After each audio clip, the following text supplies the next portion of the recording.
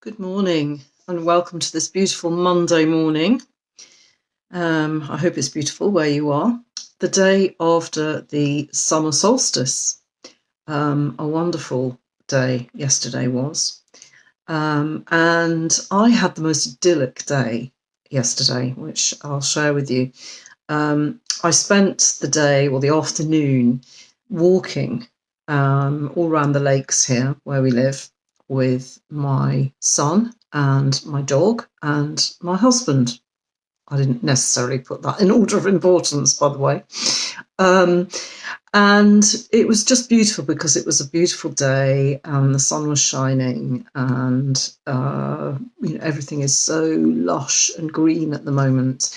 And then in the evening, we all celebrated the solstice, the summer solstice, with a big bonfire out in the garden and drinks in our hands and food in our bellies. And my husband played his guitar and sang, and my son kept the fire going. And I just sat back and enjoyed it all. And I felt rich. I felt, God, it just cannot get better than this. And it made me think about all the times when I am kind of uneasy. There's an underlying feeling that I should do more, or I should be more, or that I should have more. And so there's a sort of underlying feeling of constantly striving. And I'm sure I can't be alone in feeling those feelings. I think they may be familiar to more than just me. And if they are, then please let me know so I'm not feeling on my own. I can see there's a few of you joined me, but I can't see who. So maybe you could give me a thumbs up. Make sure that I am being heard. Always a bonus. So that feeling of I need more, I need to be more, I need to do more, I need to have more. It can be a very useful feeling. It can be a useful driver for getting us to shift our butts, basically, to get out of our comfort zones and do whatever it is that we have decided that we need to do. And it gets us through those difficult bits, where it's a bit boring, bit tedious, or just something that we are finding challenging. So I'm not saying it's a negative thing, because nothing really is entirely negative. It also, though, if it gets out of balance and becomes a kind of driver for everything that we do and is always there, daily, it can just make us feel constantly that we are not enough, that we don't have enough, and that we're not doing enough. And I think really that takes our focus away from what we actually do have, plenty of, actually. And most of us do when we're really stopping and looking. So I wanted to encourage you this week to become much more conscious of whether you do feel that feeling of I must do more, I must have more, I must be more, and how often that feeling is out for you, and whether you are able to achieve that balance of, okay, that's great when I'm trying to do something, when I'm on a project or something like that.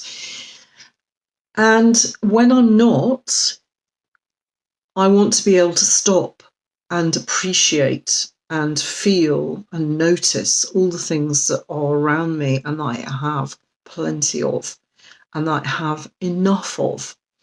So I wanted to share an exercise with you that I'm going to do for the next, probably next month, actually. But it would be lovely if you could join me even for a week and tell me what you think about this very simple exercise, just to help shift that consciousness.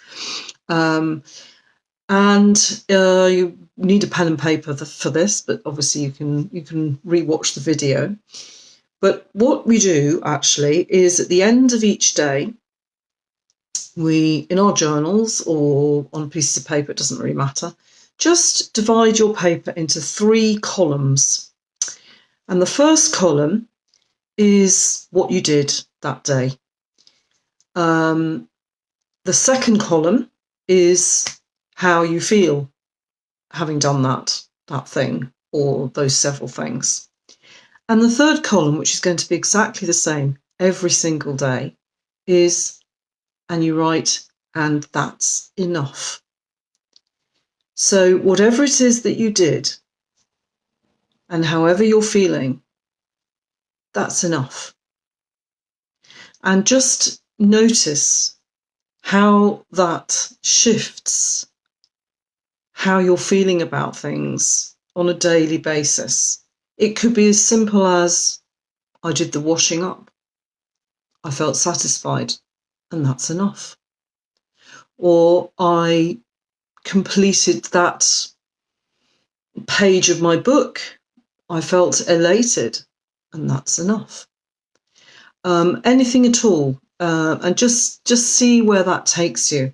It was a practice that I came across with a lady who I really respect and who has done a lot of work on herself, and she found it invaluable at a particular time in her life when she was trying to notice things more and appreciate things more, and feel that she had enough.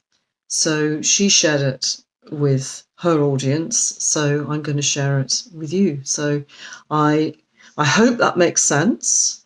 Please let me know if you're going to do that exercise with me. Maybe you don't have to do it for a month. Perhaps try it for a week and see how you get on with it, and then let me know. So, what do you think? What do you think? Does that sound good? Does it sound doable? Does it sound something that you would find useful?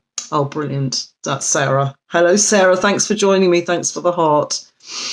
Okay, so that's it. That's the practice. Oh, Sarah's saying she'll definitely try it. Well done, Sarah. I know you're always up for everything. That's great.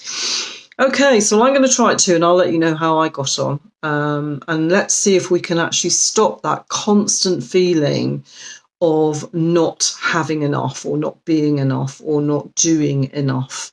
And just say, you know what, it's fine. What I have is, in fact, enough.